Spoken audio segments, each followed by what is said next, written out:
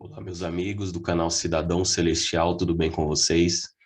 Sejam muito bem-vindos mais uma vez ao nosso canal, para nós darmos continuidade à nossa série de estudos do livro do Apocalipse. Você sabe, aqui no nosso canal Cidadão Celestial, nós estamos realizando essa série de estudos do último livro da Bíblia, o livro mais misterioso, mais enigmático das Escrituras, mas o Espírito Santo, ele tem nos ajudado, a pessoa do Espírito Santo tem nos ajudado a nós entendermos melhor os símbolos, né, as profecias que tem tudo a ver com o tempo que estamos vivendo hoje, que é o tempo do fim. Ok? Então, se você não é inscrito no nosso canal, deixo aqui o meu convite para que você se inscreva, compartilhe também esse vídeo para que outras pessoas sejam incentivadas a estudar a palavra de Deus conosco. Se você perdeu algum estudo, existe uma playlist, foi criada no nosso canal. Você poderá acessar o nosso canal em playlist, você vai ter ali os estudos anteriores. Hoje nós já chegamos ao estudo de número 7, e o estudo de hoje ele está imperdível. Nós iremos repassar o capítulo 10.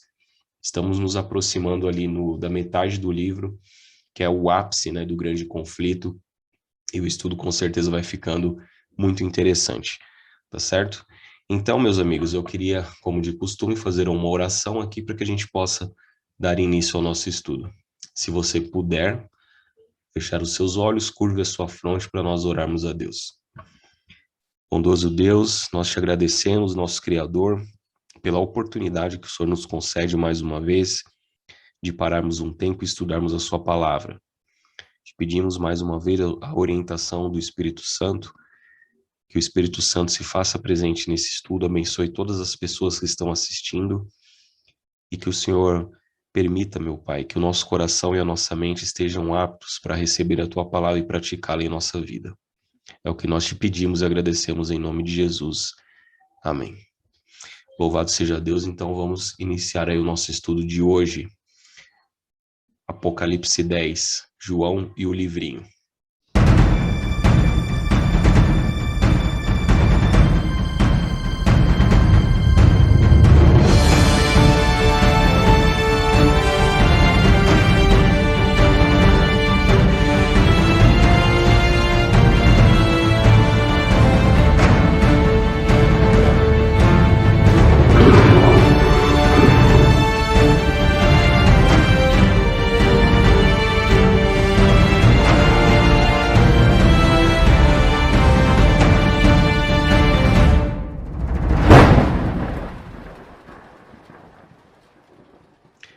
Ok, meus amigos, então, chegamos ao estudo de número 7, João e o livrinho.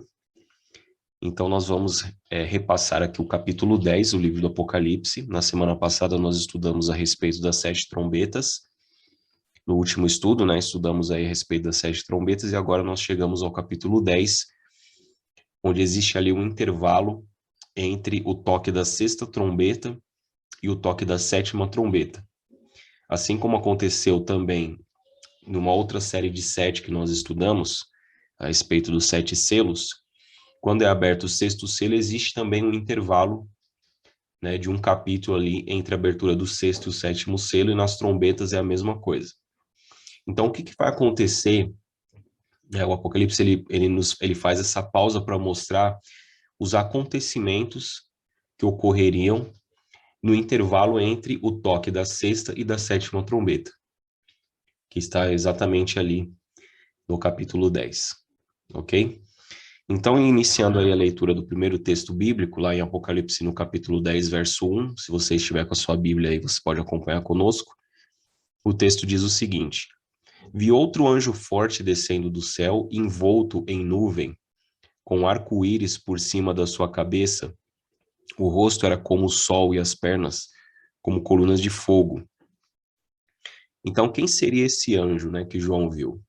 Um anjo forte descendo do céu, envolto em nuvem, com arco-íris por sobre a sua cabeça.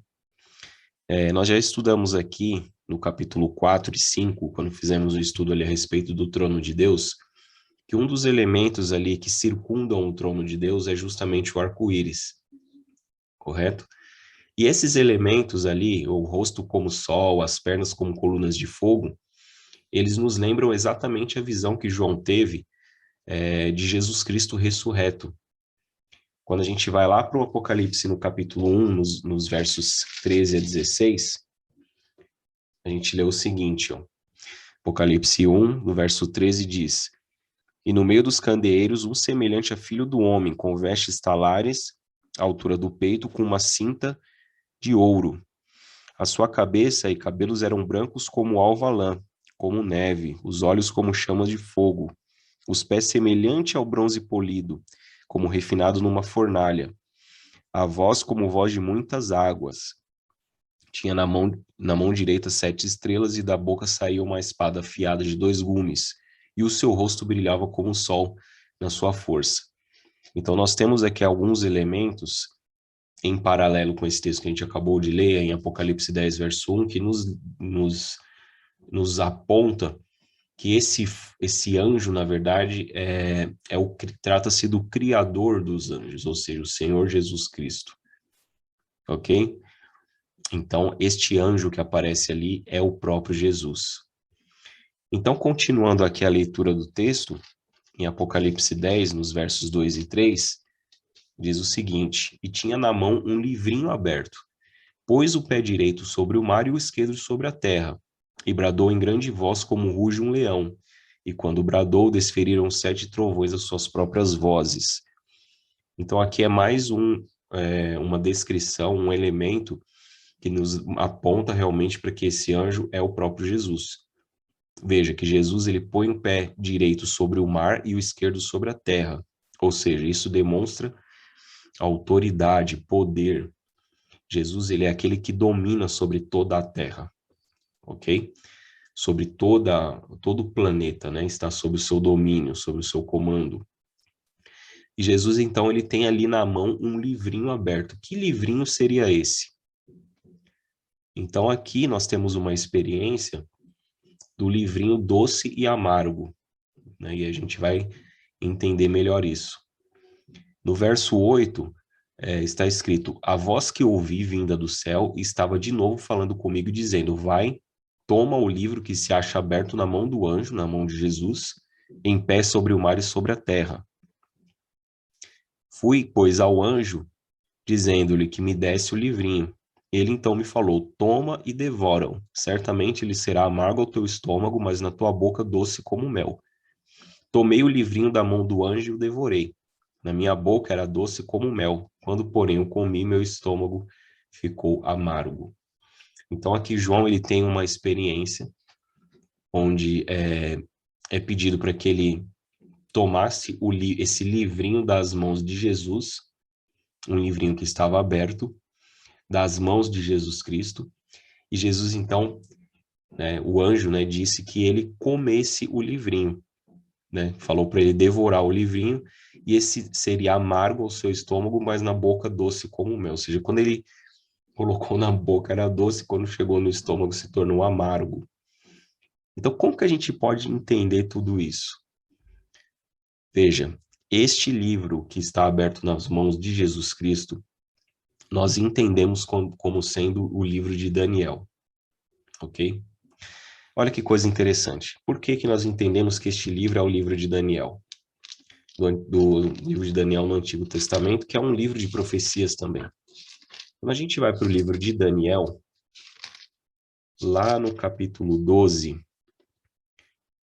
no verso 9, está escrito o seguinte: Ele, porém, ele respondeu: Vai, Daniel, porque estas palavras estão encerradas e seladas até o tempo do fim. Ou seja, as profecias de Daniel, quando Daniel as escreveu, as visões que ele teve, o anjo Gabriel que lhe apareceu ali, mostrou algumas visões, algumas profecias, e Daniel não entendia, ele não entendeu, ele morreu sem entender.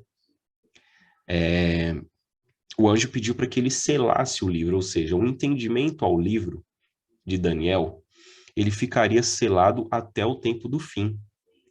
Muitas pessoas tentaram esquadrinhar, tentaram entender o conteúdo de Daniel e não conseguiram ao longo da história, porque o livro estava selado.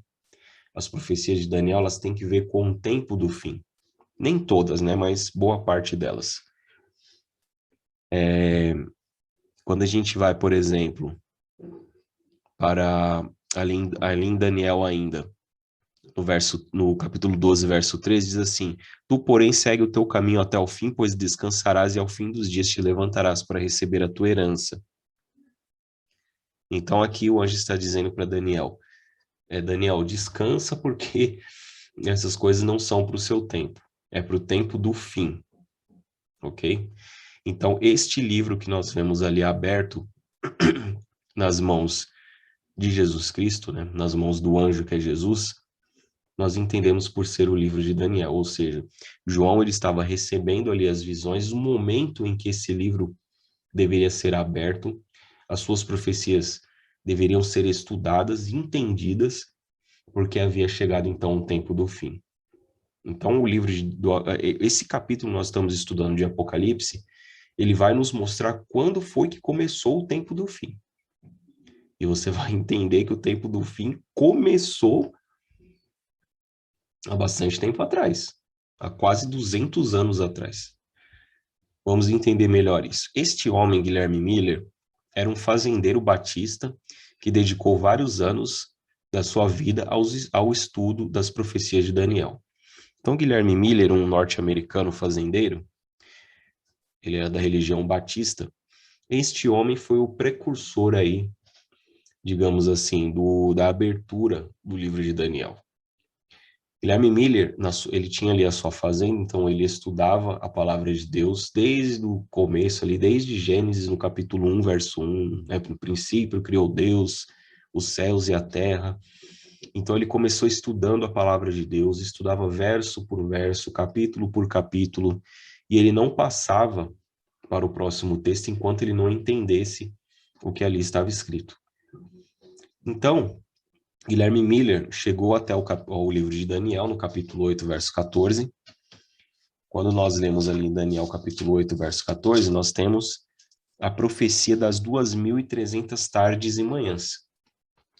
Se você estiver com a sua Bíblia, veja aí, ó, capítulo 8, 14. Ele me disse, até 2.300 tardes e manhãs e o santuário será purificado.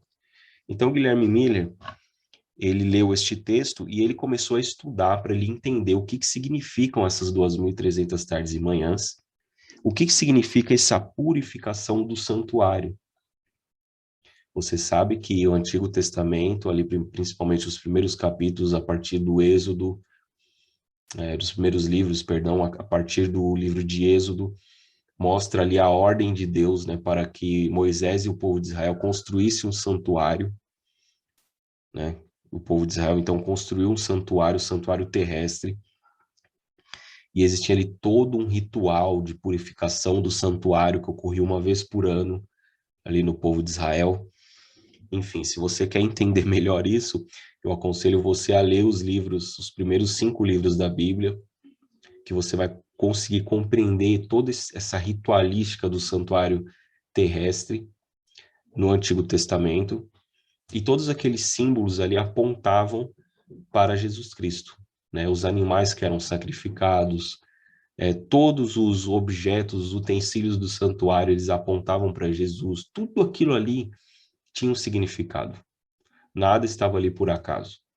Então, Guilherme Miller, óbvio, como ele viu mencionado no texto, né, que o santuário seria purificado, ele começou a estudar, então, o assunto a respeito do santuário. Veja, quando a gente vai lá para o livro do Êxodo, no capítulo 25, verso 8, a gente vai ler bastante texto. Isso é muito bom, né? Porque quanto mais a gente lê a palavra de Deus, melhor para a gente. Êxodo, no capítulo 25, verso 8, diz assim: Ordem de Deus para Moisés e o povo, e me farão um santuário para que eu possa habitar no meio deles. Ou seja, existia então ali uma ordem de Deus para que o povo então construísse um santuário, para que Deus pudesse habitar no meio do povo. Então, o santuário, ele foi construído ali pelos israelitas, e começou-se, então, uma série de rituais, de sacrifícios, né? Existiam ali no santuário o que a gente chama de serviço diário, que eram as ofertas que eram trazidas pelos pecadores, né? Então, as pessoas, os israelitas, eles pecavam, então o pecador, ele tinha que levar ali um cordeiro, certo? Quando a gente vai, quer ver, para o livro de Levítico, no capítulo 4, está escrito o seguinte, ó, falando a respeito das ofertas gerais que eram trazidas ali pelo povo. Levítico capítulo 4, do verso 33 em diante. E porá a mão sobre a cabeça da oferta pelo pecado e imolará por oferta pelo pecado no lugar onde se imola o holocausto. Então o sacerdote com o dedo tomará do sangue da oferta pelo pecado e o porá sobre os chifres do altar do holocausto, e todo o restante do sangue derramará à base do altar. Tirará toda a gordura, como se tira a gordura do cordeiro do sacrifício pacífico, e o sacerdote a queimará sobre o altar, em cima das ofertas queimadas do Senhor. Assim o sacerdote por essa pessoa fará expiação do seu pecado que cometeu, e lhe será perdoado. Então esse texto está dizendo aqui a respeito do ritual de sacrifício. Então o pecador, ele levava ali o cordeiro, ele matava o cordeiro, o sacerdote pegava o sangue ali, existia um altar de holocaustos. Então, o sacerdote, ele pegava o sangue com a ponta do dedo e ele colocava nos 4 chifres que tinham ali naquele altar, e o resto do sangue ele derrubava embaixo do altar de holocaustos. Então, o pecado, simbolicamente, ele era transferido para o animal, e o sangue do animal fazia expiação pelo pecado, ou seja, o animalzinho inocente, ele morria no lugar do pecador. E todo este sacrifício apontava para Jesus Cristo. Tanto que João Batista, quando vê Jesus, você lê lá no Evangelho de João, no capítulo 1, verso 29, João, ele diz, né, eis o Cordeiro de Deus que tira o pecado do mundo. Então, aqueles rituais todos apontavam para Jesus Cristo, o Messias que viria no nosso lugar, né, morrer em nosso lugar, e através do seu sangue então, ele faria então expiação pelos nossos pecados, ele nos perdoaria, nos purificaria dos nossos pecados. Então, o sangue colocado ali na ponta nos chifres, né, que tinham no altar, e o resto do sangue era levado para dentro do santuário. Então, o santuário ele era dividido em 2 compartimentos dentro dele, né, o lugar santo e o lugar santíssimo. O sangue ele era aspergido ali nas cortinas do lugar santo, e uma vez por ano, nós tínhamos o que a gente chama de o dia da expiação, que era quando a presença de Deus se manifestava no lugar santíssimo, diante ali do sumo sacerdote, e Deus então perdoava, ele purificava o santuário. Uma vez por ano, ele purificava então o santuário. E Guilherme Miller, ao ler o livro de Daniel, ele começou a estudar tudo isso. E começou a entender esses rituais, como que funcionava o serviço diário, o sacrifício contínuo, certo? Veja aqui que eu expliquei para vocês, ó, o lugar santo, né? E depois existe uma cortina ali onde o sacerdote ele está. E aqui nós temos, então, o lugar santíssimo. Vendo aqui essa luz é onde a presença de Deus, né, se manifestava, que eles chamavam de Shekinah. E aqui a Arca da Aliança, contendo os 10 mandamentos e outros objetos ali também. Então, uma vez por ano, existia que era o dia da expiação, o dia em que o santuário era purificado, porque os pecados do povo, à medida que eles iam se acumulando ali no santuário, deveria então haver um dia em que tudo aquilo era purificado, ou seja, os pecados eles eram eliminados de uma vez por todas, através do dia da expiação, da presença de Deus ali. Aqui o que eu expliquei para vocês, né? O sumo sacerdote, então, uma vez por ano ele entrava no Santo dos Santos, ou lugar santíssimo. Então, a purificação do santuário era o dia de julgamento para Israel, simbolizando o dia do julgamento final. Então, olha que interessante. Lembra que eu falei, tudo no santuário celestial, no santuário terrestre, era figura e sombra de coisas que aconteceriam e coisas que acontecem hoje, por quê? A ordem que Deus deu para Moisés construir o santuário era conforme a planta que ele tinha mostrado para Moisés no monte do santuário celestial. Ou seja, existe um santuário no céu. E foi com base neste modelo que foi construído o santuário aqui na Terra. Olha que interessante. Então, essa é uma verdade que poucas pessoas estudam hoje. mas era uma verdade maravilhosa. Nós estudarmos a respeito do santuário. E tudo isso Guilherme Miller, ele estudava, começou a estudar e entender todas essas coisas. Então, Guilherme Miller, ele entendeu que essas 2.300 tardes e manhãs, na verdade, se referiam a uma profecia, ok? Nós já falamos aqui em outros estudos que em profecia nós temos que converter dia em ano, né? Lembra que nós vamos relembrar esse princípio no Apocalipse, em outros livros proféticos, como no próprio livro de Daniel também. Sempre que a gente vê dias, né? E aqui tardes e manhãs é um dia. Nós entendemos por ser um dia. Então nós convertemos em um ano. Então, na verdade, 2.300 tardes e manhãs, 2.300 dias, 2.300 anos. Então, Guilherme Miller começou a pesquisar essa profecia e tentar entender quando que se começou esses 2.300 anos. Só que Guilherme Miller, quando a gente volta lá para o livro de Daniel, se você tiver com a sua Bíblia aí, volta lá para o livro de Daniel, no capítulo 8, verso 14. Vamos voltar lá no texto que Guilherme Miller estava estudando. O texto diz que o santuário seria purificado, ele entendeu esse santuário como sendo a terra. Então ele entendeu que essas 2.300 tardes e manhãs estavam se fazendo referência à volta de Jesus. Então ele entendeu, se eu descobrir o início, quando começou os 2.300 anos, eu vou descobrir a data da volta de Jesus. Porque o santuário no qual está se referindo o texto é a terra. E por ocasião da volta de Jesus, a terra será purificada. Ele entendeu que a terra seria purificada. Olha só o pensamento de Guilherme Miller.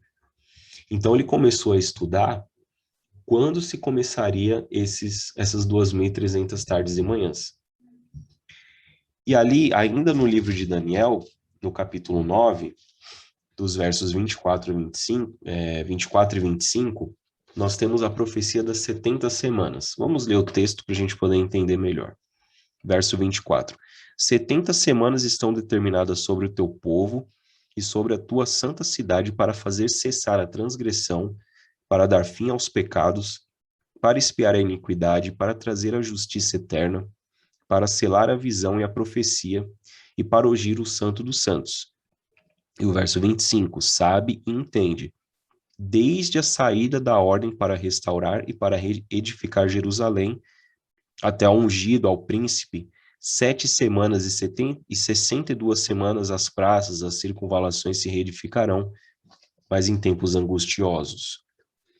Então aqui, o ponto-chave para a gente entender, que Guilherme Miller entendeu, o início dos 2.300 anos da profecia, é essa saída da ordem para restaurar e edificar Jerusalém.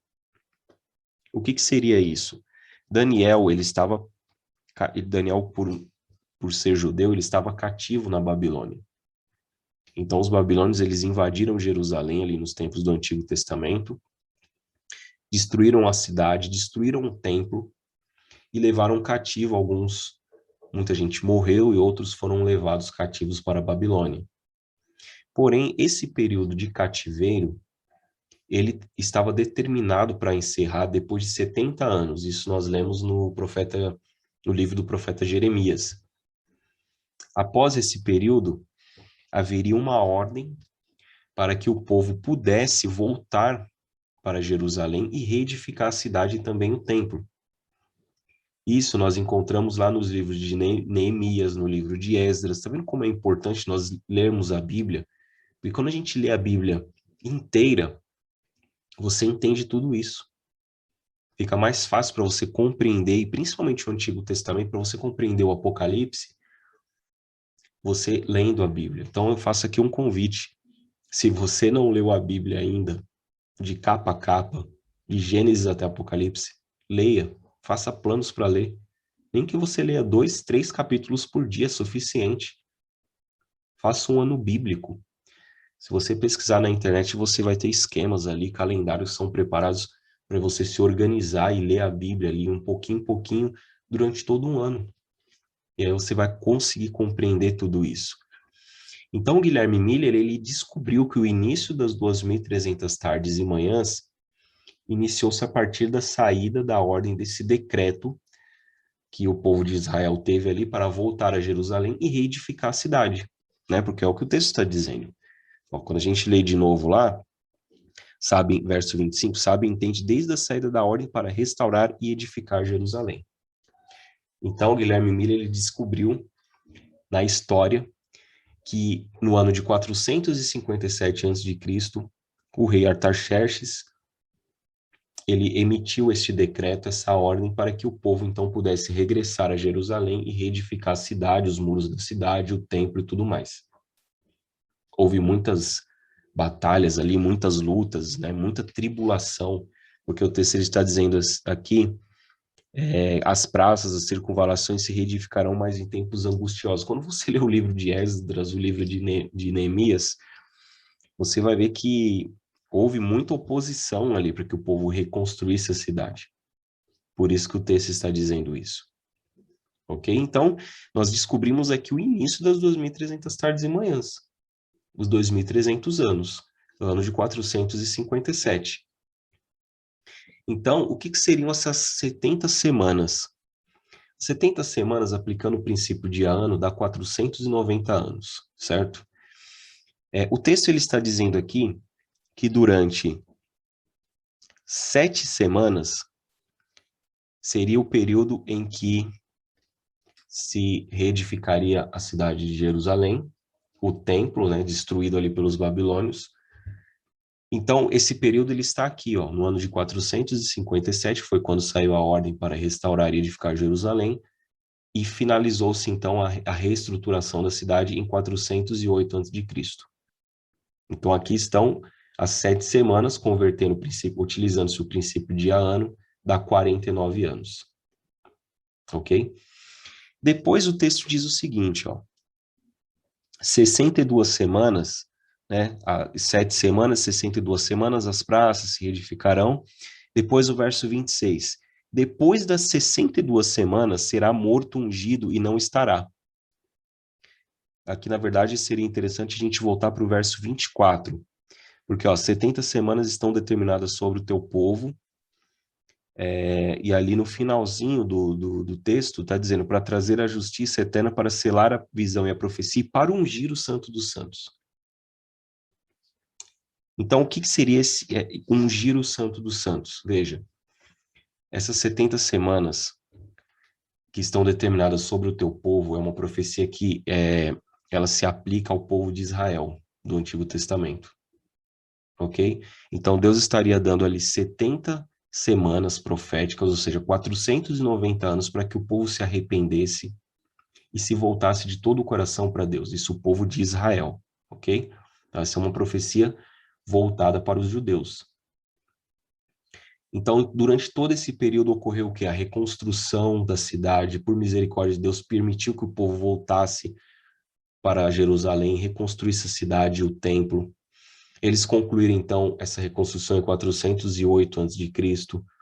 Depois, quando a gente avança 62 semanas ou 434 anos, nós chegamos ao ano 27. E o que aconteceu no ano 27? O batismo de Jesus. Jesus Cristo, ele se batizou no ano 27. Então, ainda dentro dessas 70 semanas, dos 490 anos, quem que viria? Para apelar diretamente ao povo, o próprio Deus encarnado, o Senhor Jesus Cristo. Por isso que o texto está dizendo aqui que a profecia seria para ungir o Santo dos Santos, está fazendo referência à unção de Jesus Cristo, é o seu batismo no ano 27. Olha que interessante. E aqui nós já estamos no final das 70 semanas, no final desse período, dessa janela de oportunidade que Deus deu para o povo de Israel. Continuando aqui, ó, no verso 26, agora sim nós vamos ler o verso 26, Daniel 9, 26, acompanhe comigo. Depois das 62 semanas será morto ungido e não estará. E o povo de um príncipe que há de vir e destruir a cidade, o santuário, e o seu fim será num dilúvio. E até o fim haverá guerras, desolações são determinadas. Ele fará, verso 27, ele fará firme aliança com muitos por uma semana. Na metade da semana fará cessar o sacrifício e a oferta de manjares. Sobre a asa das abominações virá o assolador, até que a destruição que está determinada se derrame sobre ele. Então, bastante coisa aqui para a gente entender. Então, aquilo que eu falei para vocês, no ano 27, Jesus Cristo ele foi batizado, iniciou-se então o quê? O período do ministério de Jesus Cristo. Veja que o texto ele está dizendo aqui, ele fará firme aliança com muitos por quanto tempo? Por uma semana. Uma semana convertendo-se, então, uma semana dá 7 dias, né? Convertendo-se de princípio de ano dá 7 anos. Então, Jesus faria uma aliança, o tempo de ministério de Jesus Cristo, conforme o texto está dizendo aqui, deveria ser de 7 anos. Só que o que aconteceu na metade da semana? Vamos voltar para o texto. Verso 27, ele fará firme aliança com muitos por uma semana, mas na metade da semana fará cessar o sacrifício e a oferta de manjares. Volta para o verso 26. Será morto ungido e não estará. Ou seja, na metade da semana dos 7 anos, ou seja, 3 anos e meio, o Senhor Jesus Cristo, no ano 31, ele foi crucificado e morto. Veja como a profecia é impressionante e ela é precisa. Jesus Cristo foi morto no ano 31. Então, no ano 31, na metade da semana, o tempo de ministério de Jesus durou 3 anos e meio. Ele foi crucificado e morto no ano 31. E o texto diz que ele faria o quê? No verso 27, cessar o sacrifício e a oferta de manjares. Ou seja, lembra daquilo que eu expliquei para vocês no Antigo Testamento? O povo pegava ali o cordeiro, imolava o cordeiro, transferiu seus pecados simbolicamente para o cordeiro. Então, tudo aquilo era sombra, um símbolo do que aconteceria com Jesus. Quando Jesus morreu no ano 31, na metade da semana profética, no final das 70 semanas, dos 490 anos, Jesus Cristo ele fez cessar todos aqueles símbolos do antigo santuário. Porque ele, como sendo o Cordeiro de Deus que tira o pecado do mundo, ele ao morrer na cruz, o texto ele diz que ele fez cessar o sacrifício e a oferta de manjares, porque todos aqueles sacrifícios, aqueles rituais perderam seu valor. Por isso que, quando a gente lê lá nos evangelhos, diz que o véu do santuário, o véu do templo se rasgou de cima a baixo quando Jesus morreu. Lembra? Então aqui está dizendo que esse rasgar do véu significa que aqueles símbolos, aqueles ritos, aquelas ofertas de sacrifício do santuário não eram mais necessários, porque o nosso Senhor Jesus Cristo morreu de uma vez por todas na cruz, e através da sua morte nós fomos resgatados. Glória a Deus por isso. Mas as 70 semanas não tinham acabado ainda. Quando o texto diz que faria aliança durante uma semana, né, durante 7 dias ou 7 anos, nós chegamos ao ano 34, que é quando se encerra, então, o período, a janela de oportunidade para o povo de Israel. E o que aconteceu no ano 34? Se você ler o capítulo 7 do livro de Atos, você vai ver ali o discurso de Estevão. Estevão era um dos diáconos instituídos pela igreja primitiva, um homem cheio do Espírito Santo, um homem santo, e ele pregou ali para os líderes de Israel, dizendo que eles tinham crucificado o Messias, que eles tinham rejeitado a oferta de misericórdia de Deus. Ele fez um apelo ali para que o povo se arrependesse. E o que eles fizeram? Eles apedrejaram Estevão. Depois leia Atos no capítulo 7. Você vai ler todo o discurso ali de Estevão e o seu apedrejamento depois. Então, ao Estevão ser apedrejado, inclusive quando ele estava sendo apedrejado, ele tem uma visão, ele vê o céu aberto, o santuário celestial, e ele vê Jesus Cristo ao lado de Deus, no trono. Ele tem essa visão quando ele está sendo apedrejado. Certo? Então, neste ano de 34, encerra-se o período de oportunidade para o povo de Israel, e a partir daí os apóstolos eles começam a pregar para o que a Bíblia chama dos gentios, né? Todos aqueles que não são da nação israelita, E aí o evangelho ele se espalha por todo o mundo, né? Jesus disse que eles pregariam a todas as nações, a toda tribo, língua, povo. E ali nós temos o derramamento do Espírito Santo e todas as pessoas ali ouvem a palavra de Deus. Então, tudo isso daqui faz parte das 2.300 tardes e manhãs, dos 2.300 dias. Vamos recapitular. Começou no ano 457 a.C., saída para a ordem para restaurar e reedificar Jerusalém. Então, essas 70 semanas que estão determinadas sobre o teu povo, vai do ano 457 ao ano 34, né, 457 a.C., até o ano 34 depois de Cristo. Dentro desse período, nós temos a finalização da reconstrução de Jerusalém. Nós temos a unção de Jesus Cristo, o seu batismo, o início do seu ministério, a aliança que Deus faria com o povo de Israel no final das 70 semanas, né, dos 7 anos ali. Jesus Cristo é morto na metade da semana. Através da sua morte, ele fez cessar todo o ritual de sacrifícios do antigo santuário. E finaliza-se, então, as 70 semanas com a morte de Estevão, o apedrejamento e morte de Estevão no ano 34. E Guilherme Miller estudando tudo isso, veja lá. E ele, então, entende que quando começou as 2.300 tardes e manhãs em 457, ela terminaria no dia 22 de outubro de 1844. Por que o dia 22 de outubro? Porque neste dia, no calendário judeu, no calendário israelita, era exatamente o dia da expiação, o dia do julgamento. Lembra que eu falei para vocês, era o dia da expiação, uma vez por ano, o sumo sacerdote entrava no Santo dos Santos, a presença de Deus era manifesta, o pecado do povo era perdoado, o pecado que estava acumulado durante todo o ano, ele era perdoado, né, os pecados do povo, e isso representava, então, o juízo para o povo de Israel, que no futuro representaria o juízo final.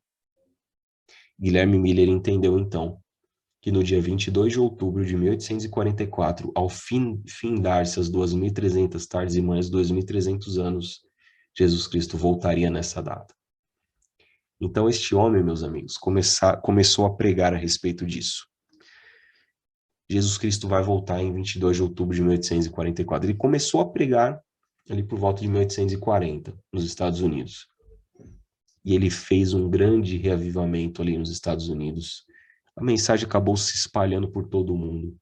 Muitas pessoas no mundo inteiro, diante de todas essas explicações, esses cálculos, essas interpretações, né? O livro de Daniel, lembra que eu falei para vocês que o livro de Daniel estava selado, ele estava sendo aberto.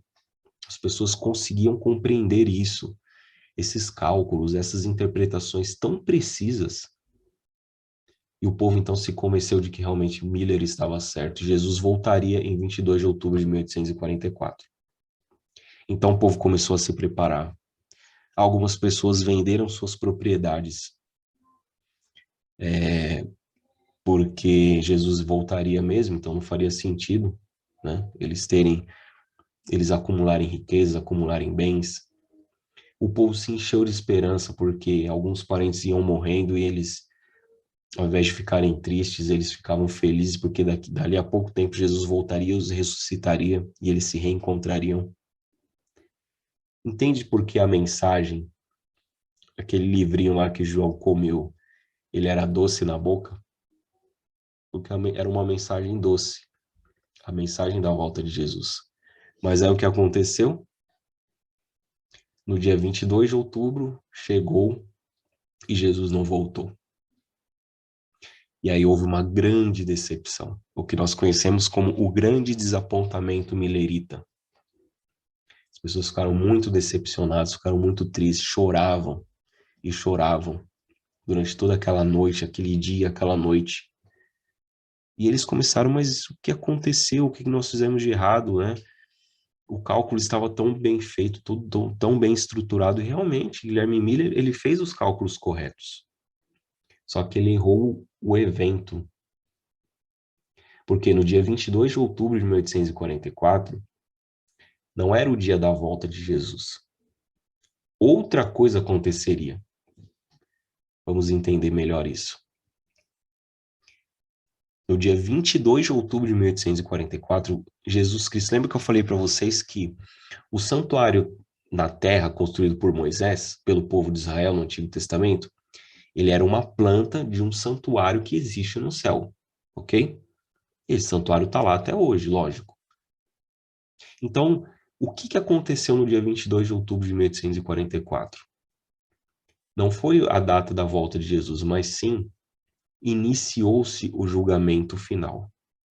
O dia da expiação começou no dia 22 de outubro. Este homem, chamado Irã Edson, ele era um dos amigos ali de Guilherme Miller, ele tinha ouvido ali as pregações de Guilherme Miller, ele tinha aceito a mensagem sobre a volta de Jesus Cristo, em 22 de outubro de 1844. Ele estava na sua fazenda ali, aguardando a volta de Jesus. Jesus não voltou, ele ficou muito triste também, com alguns amigos seus. E no dia seguinte, no dia 23 de outubro, né, no dia imediato ali, a data marcada para a volta de Jesus, ele decidiu ir até a casa de algumas outras pessoas para poder consolá-las, né, com relação ao desapontamento. E na fazenda dele tinha um milharal, conforme está retratado aí nessa foto, nessa pintura. E ele, ao passar por esse milharal, ele teve uma visão do céu, mostrando Jesus Cristo passando do lugar santo no santuário celestial para o lugar santíssimo. A partir dessa visão, ele e seus amigos começaram a estudar a Bíblia, para entender o que eles tinham, o que havia de errado na interpretação. E principalmente através ali dos textos do livro de Hebreus, eles entenderam que Jesus Cristo, então, nessa data, ele passou do lugar santo para o lugar santíssimo. Ou seja, Jesus Cristo ele iniciou uma nova etapa do seu ministério como nosso sumo sacerdote. Porque o livro de Hebreus, ele nos diz que Jesus Cristo é o nosso sumo sacerdote, ou seja, ele intercede por nós. Ele aplica os méritos do seu sacrifício por nós. Olha que verdade maravilhosa. Toda vez que você peca, você pede perdão a Deus. Jesus Cristo no santuário, ele intercede por você, ele te concede o perdão. Ao morrer na cruz por você. E ali o seu pecado ele é perdoado. Porém, à medida que como acontecia no Antigo Testamento, ali os israelitas, eles tinham todo aquele sistema de sacrifícios onde os pecados eles se acumulavam no santuário e uma vez por ano era necessário, no dia da expiação, esses pecados serem eliminados do santuário. Jesus Cristo ele está fazendo isso neste momento, por mim e por você. No dia 22 de outubro de 1844, Jesus Cristo ele passou para o lugar santíssimo, onde ele está eliminando os nossos pecados. E após isso, sim, é que ele volta para a terra. Após o término do seu serviço como sumo sacerdote no céu, Jesus Cristo volta para a terra. E aí você já vai ter os seus pecados perdoados, e aí sim ele volta para buscar você. Olha, que verdade maravilhosa nós aprendemos. Você vê como o livro do Apocalipse, ele é muito amplo. E a gente aprende tanta coisa maravilhosa. E aqui em Apocalipse, no capítulo 10, verso 11, está escrito o seguinte: então me disseram, é necessário que ainda profetizes a respeito de muitos povos, nações, línguas e reis. Esse texto aqui está dizendo o seguinte, que após o desapontamento, aquele livro que foi doce na boca, né?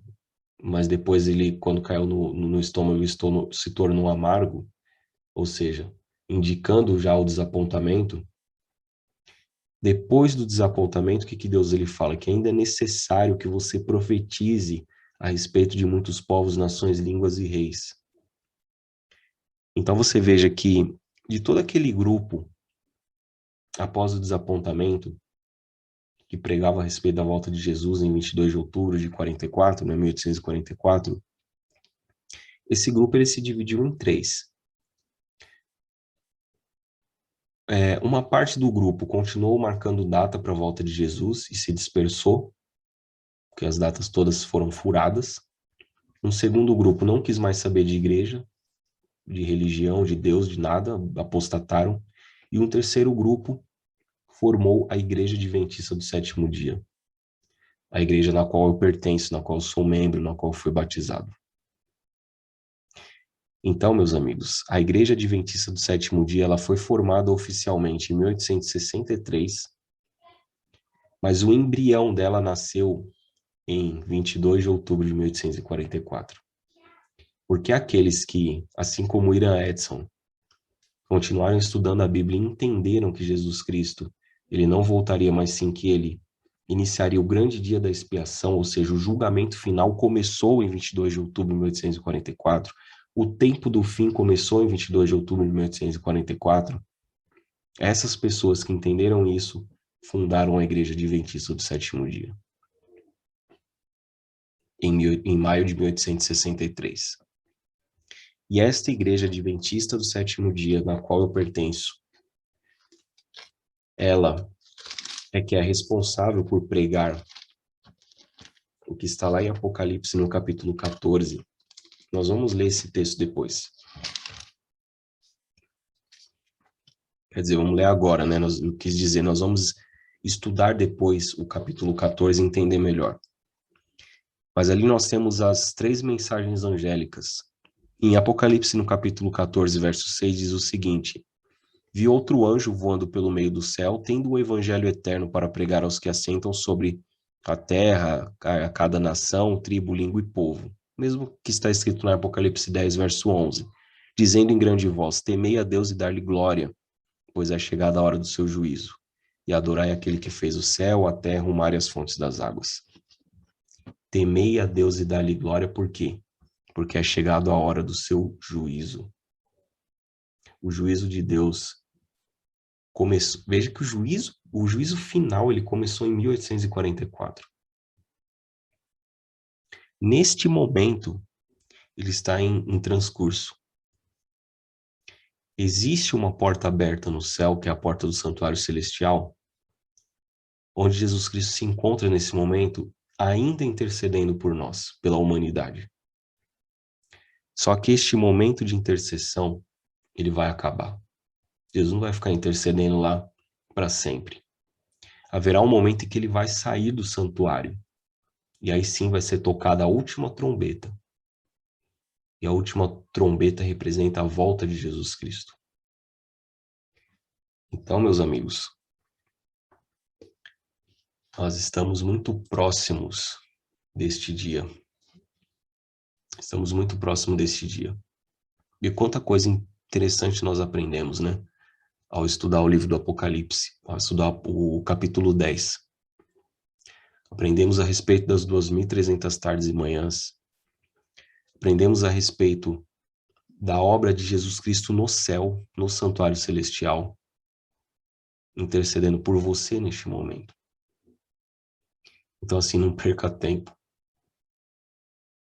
Se você tem algum pecado no seu coração que te tortura, que te escraviza, Jesus ele diz assim: eis que ponho diante de ti uma porta aberta, a qual ninguém pode fechar. Vamos ler esse texto, vai. Apocalipse 2. Apocalipse 2. Perdão. Apocalipse 3, verso 8, diz assim: conheço as tuas obras, eis que tenho posto diante de ti uma porta aberta, a qual ninguém pode fechar. Essa porta aqui é a porta do santuário. Nós da Igreja Adventista temos a gente costuma dizer o seguinte: a porta da graça está aberta, mas haverá um momento em que ela vai se fechar. E aí ninguém mais terá a oportunidade de se salvar. Esse dia ele está chegando. Mas a porta ainda está aberta. Então nós temos a oportunidade ainda de nos entregarmos a Jesus. Termos o nosso pecado perdoado e sermos aprovados no juízo. Porque Deus ele anseia em nos dar o perdão. Então que Deus possa abençoar você. que você continue estudando a Bíblia, continue estudando a palavra de Deus, continue estudando o Apocalipse, leia a Bíblia, faça planos para ler a Bíblia. Ore a Deus para que Deus conduza você a toda a verdade. E que você possa, pela fé, entrar no santuário celestial. Existe um texto lá no livro de Hebreus que diz que Jesus é o nosso sumo sacerdote, ele nos socorre em ocasião oportuna. A ocasião oportuna é todo o tempo. Jesus está lá para nos socorrer. Louvado seja Deus por isso. Que Deus abençoe você, que o Espírito Santo seja derramado na sua vida, e que na próxima semana você esteja aqui para que a gente continue estudando o livro do Apocalipse. Um abraço e até o próximo estudo.